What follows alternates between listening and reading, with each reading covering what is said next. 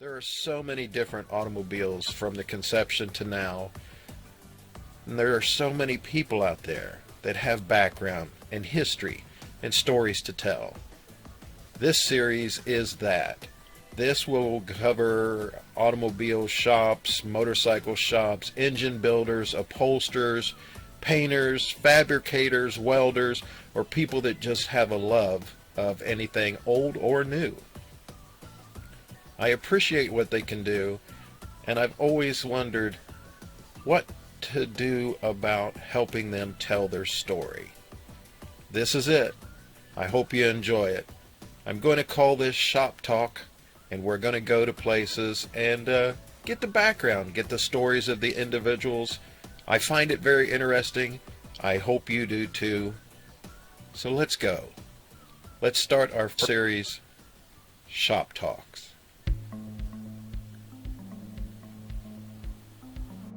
Hi, my name is Vern Cook. My wife and I are planning our 5th annual car show. In previous years, the first 4, we kind of did invitation only, but this year we're going to open it up to the public and invite everybody with a car, truck, or bike to come on out and enjoy our car show. Dates. It's going to be Father's Day weekend. We'll do it on Saturday, June 15th from 11 to 3. Address. 6845 New Carlisle Pike, Springfield, Ohio. You can reach me at 937-781-6449 if you have any questions. We're doing this to raise money for leukemia research at the James Cancer Center in Columbus. A good friend of mine that I've gone to car shows with for years developed leukemia. And when COVID came around, we weren't able to go to any car shows because everything was canceled.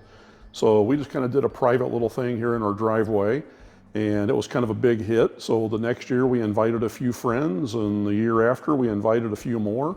And this year we're just going to open it up to everybody. So hope you'll come out and support the charity, support our car show, and have a great time. We're going to have some gift basket raffles, 50-50 drawing, food trucks. Vendors? We'll have some vendors set up, and we're on 23 acres. About 7 acres of it is groomed lawn. So that's probably where we'll be parking all the cars. So you'll be parked in a very nicely groomed grass and plenty of room to move around. So come on out, have a great time, support the charity. Thank you very much.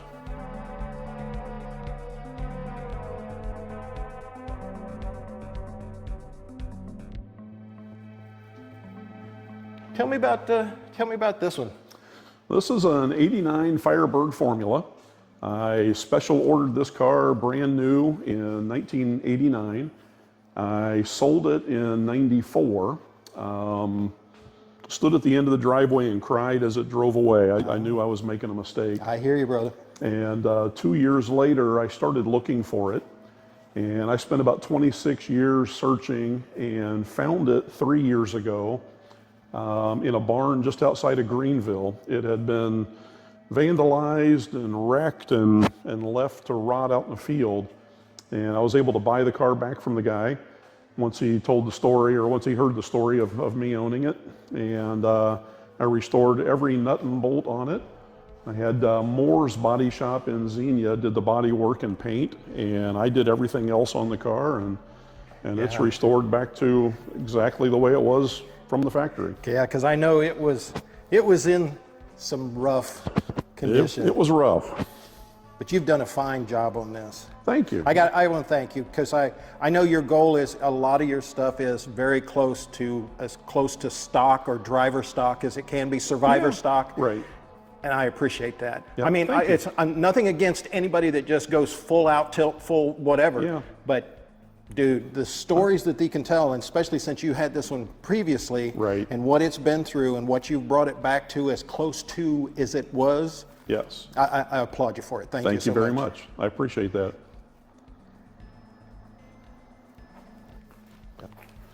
This is my son Garrett's 2013 Genesis Coupe. It's got a turbocharged V6 with a 6-speed manual transmission in it.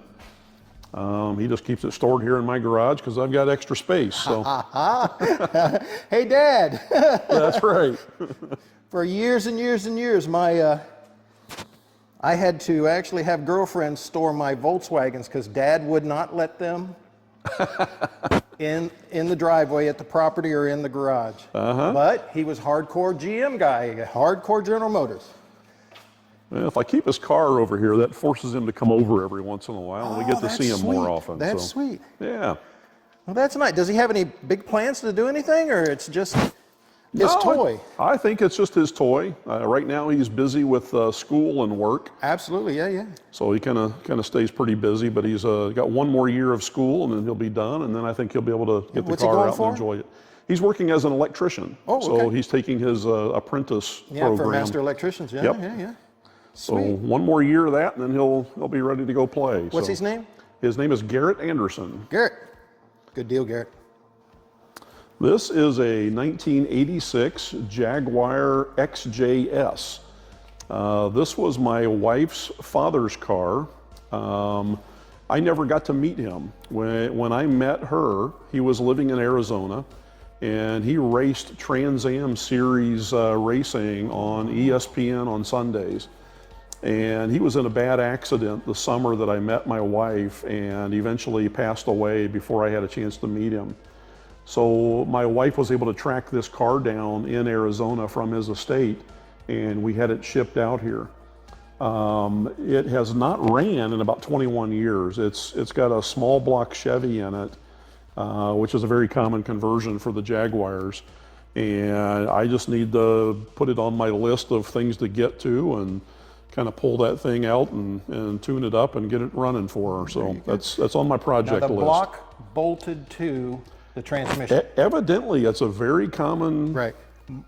I could be wrong, and I'm sure the Jaguar guys will straighten me out. I could be wrong, but Jaguar bought rights to the same as Range Rovers to be able to use a lot of their motors in there. They just debadged the motor, branded it something else, but they were actually Chevy motors. Oh, really? Okay. Someone will straighten me out, I'm sure, Yeah. but that's what my dad knew through working at General Motors. That's what he used to tell me, Yeah. which is great because I've seen so many Chevys put in Jaguars. Yeah. This is my 1968 Corvette. It has a 350 4-speed manual in it. I have completely redone all the suspension, added power steering, power brakes, and I'm getting ready to do some interior wiring and dash work on it. There's some issues with some of the vacuum stuff and some electrical issues, but that's another one that's on my project list that I'll get to. But that's a blast of a car to drive. Got tons of power, and that side exhaust on there sounds like a race car. So We used to love going through tunnels and bridges. absolutely. Give that my favorite year. Nothing against anything else, but my favorite year is 68 through 72. Yes. So long as it still had the steel bumpers before 73 when they did the plastic and steel. Yes. Just my preference, but 68 through 72, and then when they depowered everything, it was, you know, but I really love this. This is a 69 Buick GS 400 factory 4-speed. I just picked this car up last fall. I saw it at a show and talked to the guy about it, and I just had to have it. Got a big soft spot for red Buick 69 Skylark, so this was kind of the pinnacle to find a 400 4-speed. And the 400 4-speed is actually a really rare car. They made 785 of them. This car is all original. It's numbers matching. It's never been restored. It does have about 69,000 miles on it. So the suspension's a little worn, and the paint shows a little bit of its age, but for what it is, it's a very clean car. Yeah, I have a soft spot in my heart for Buicks. Yeah. Sorry, I do. Me too. My family's owned Buicks in pretty much every conception since they were tin cans. You know what I'm saying? So This is the car that started it all for me. This is a 1969 Buick Skylark. It's a base model with a 350 two-barrel, 3-speed transmission. Basically, my first car when I was 16 years old in high school was a 69 Skylark. And I drove the car 6 years and beat it to death. When I was approaching my 50th birthday, I kind of thought how neat it would have been if I had held on to my first car. And fortunately, I had beat it to death and eventually took it to a junkyard, so there was no way of finding it. But I did a search and I found this car. This had, when I bought it 10 years ago, had 16,000 original miles. Oh, wow. It has original paint, original interior, carpet, everything on it is original. It was owned by a lady in Iowa, and the lady bought it new and passed away, and her daughter put it up on blocks in a garage and said she would just keep it forever. And a mailman was walking by one day and saw the garage door open and recognized it and asked her about it, got the story, and told her if she was ever interested in selling it, that he would be interested. I think this is the one that I first met you in. It probably was. I've had it 10 years. Yeah, that you were out driving way back when. Yeah. I met you with one of the either cruise-ins or Cars and Coffee or something. Yeah. Yeah. I've had it out at quite a few shows and cruise-ins and stuff, and well, it's a cream puff. Yeah.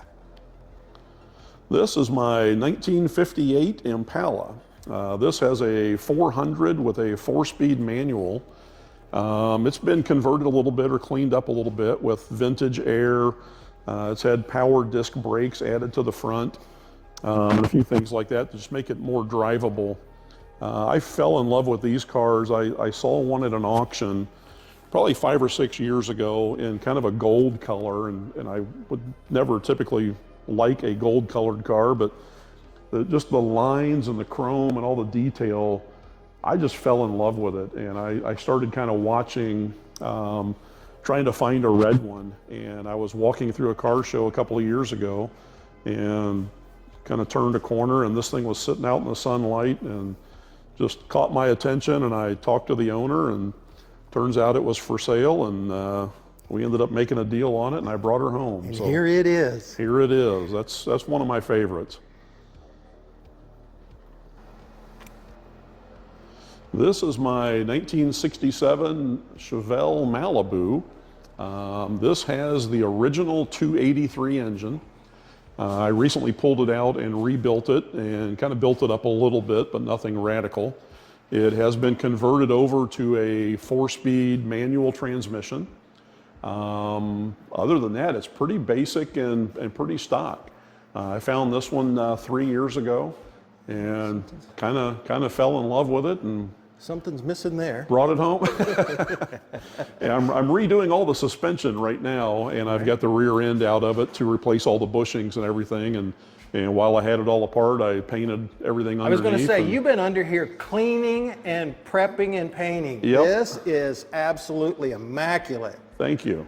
Oh my gosh, I know the effort that it took to try and do that after years on the road. Yep, I'm almost ready to start putting it back together. I think I've got everything just about cleaned and painted and ready to reassemble. So You can't get better than those choice of rims and tires either. yeah, That's beautiful. I love an old Chevy Rally. Yeah, that is sweet. Is that the original transmission? No, no, it was originally a 2-speed Power Glide. Oh, yeah, yeah.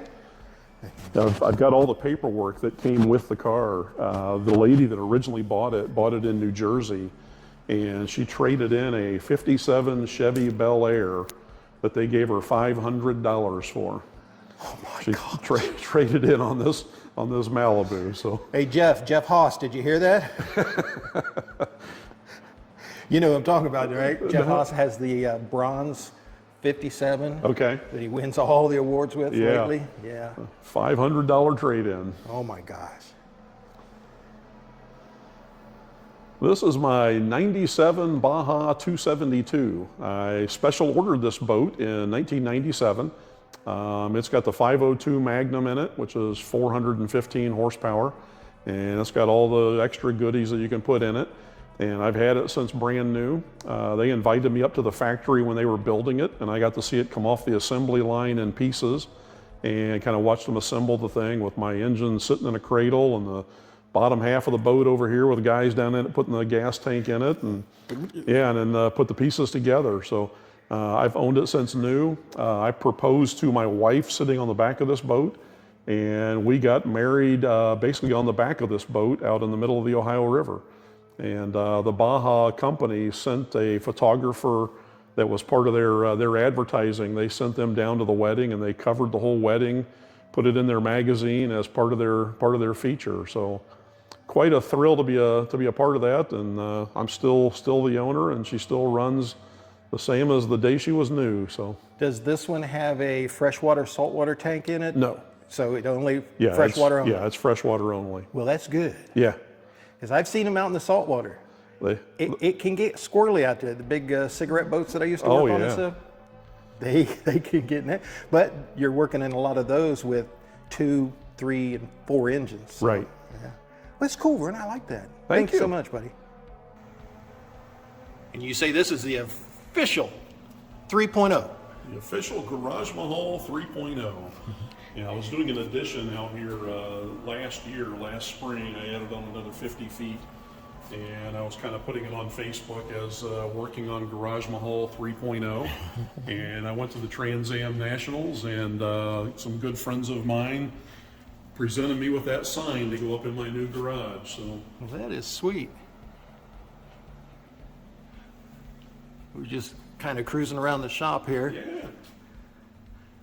The sound might not be as good, but I'm just going to pan the walls and stuff. So these are all your cars. These are all pictures that you have Yep. of yours. These are most of the cars that are sitting here. Some of those pictures of the Firebird are back when I had it originally in 1989. Right. You can see the picture quality difference, but Yeah, yes, it's beautiful, yeah. And then you've got, you say you're going to paint this red? yeah, I'm gonna paint that red and The little coin up, get some decals. the little coin up car, it is a Firebird. I think it was originally a Night Rider. That's what I'm thinking. Like from '82. It had some lights up in the front end and then in the dash. So it was a Night Rider, coin operated. The mechanism still works. I've got it just switched over to an on-off switch. But I've got some carpet and some seat fabric left over from the restoration of the Firebird. Well, so I'm going to put all that in there. And I'm telling you right now, if you get this done, you may not get it done this year for the show, but you get this done for the next show that you have out here, you will have a whole bunch of happy kids standing in line. that's right. And we go over here. You got a little diorama thing going on over here. That is the Pontiac. This is the You've Trans got, Am National. yeah, you've got the waterfall and everything. Dude, that is awesome. You even got the Smokey and the Bandits. It's not hooked up right now, but the waterfall actually works. There's a water pump in there, and I can filter water. Oh through my it. goodness, this is really good. Yeah, there's the Smokey and the Bandit Yeah. back in the back corner, and I can tell you guys, because I've been there many, many, many years, this is really close. Really close. Now there'd be the other building over here. I can't think of the name of that building stuff, that and more office parking building. lot. But yeah, this is really good. Has the people at Holiday Inn seen this? oh yeah, I take Oh, it okay. the last 3 or 4 years. Yeah. I've taken it there. They set up a room inside the hotel at the Trans Am Nationals, and they call it the Mini Nationals. Mm-hmm. And the first year, they invited me to bring my die cast and set them up, and so everybody just kind of had them sitting on the table, just kind of scattered out. And I thought, well, this is the Mini Nationals. I think we got to step this up a little bit. So I made the hotel, and then a year later, I added the parking lot, and I started adding trees. And Now, are these Johnny Lightnings, or are they? there's probably a mix. There's some Auto World, Johnny Yeah. Lightnings, probably a little bit of everything. See, I bet you all Some didn't know the gopher knew the difference between all that, did you? You don't know everything about me. I'm telling you right now. There's probably not too many of the Hot Wheel versions. Right, yeah, I They didn't don't see look too many, all but- that real. No, they were made to, Johnny Lightning did for their reality. The authenticity they did good, and then there was a Western something, and there was an Ace series, and they made really, really good replicas, really good. Well, Vern, I got to thank you, buddy. I appreciate it. It's been awesome to come out and finally get to see this after knowing you for a little while and everything, and seeing the cars out, especially the Buick, like I said, all those years ago when I met you when you had the Skylark out and everything. Yeah. That's what really did it in. There's a couple guys that's got a couple Buicks. They're nowhere near the condition this one is, but I love them. I just do. They kind of are my favorite GM model as far as that goes. It's one of my sentimental favorites, obviously. Yeah. I appreciate you coming out here and taking time. Oh, no problem. We're about my cars for a while. We're going to get this up. People enjoy it. A lot of my shut-in guys and the guys in the VA, a lot of the old military guys really appreciate seeing the stuff that they would have seen or knew when they were able to get out and whatever. Yeah. And now that they're not able to, I want to applaud you again and thank you. Love you so much for money towards the charity, everything that you've been doing, because I know you've done a lot of things in the past to help support that people don't know, but that's not why you did it. So, but right. I want to thank, I do know, I want to thank you for doing what you've done in the past and everything. And I hope to be able to make it out here for at least the beginning of this show, because there are 3 that I have to do that day, but I will do my best. So I understand. We'd love to have everybody there. Oh, absolutely. Hope to see you. Thank you, buddy. Thank you, Don.